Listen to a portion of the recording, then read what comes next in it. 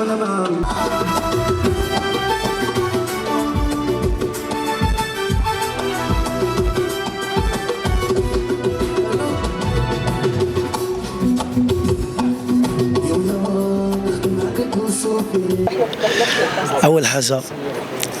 حاجة اسمي عبدو الصغير، اسم الشهرة عبدو الصغير، ولد مدينة طنجة.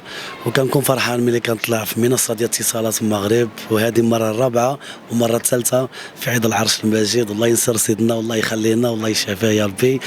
وكنكون فرحان ومرتاح بزاف، كنطلع مع الجمهور ديالنا هنايا اللي كيعرفونا واللي ما كيقدروش يجيو لعنا للخدمه ديالنا، ولكن الحمد لله كنتلاقى معهم في منصه ديال اتصالات المغرب، وانا كنكون فرحان بزاف بزاف بزاف. الله يخليكم لي احسن جمهور في العالم.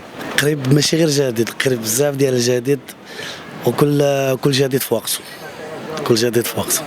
اغاني الشبابيه هي اللي كاينه، هي اللي دايره في هذا الوقت هذه، اغاني شبابيه. ولكن الانسان خصو يعرف شنو يختار اللي يغني. والله كاينين فنانين بزاف في طنجه، وكنت كنقول يقدر يجي الدور ديال فنان اخر، لان نعاود نخليو مساحه للفنان اخر. ولكن اتصالات المغرب دائما ما كتنسانا شيء وكتعيط لنا في اي ساعه، وحنا معها ومع الجمهور الطنجاوي ديالنا.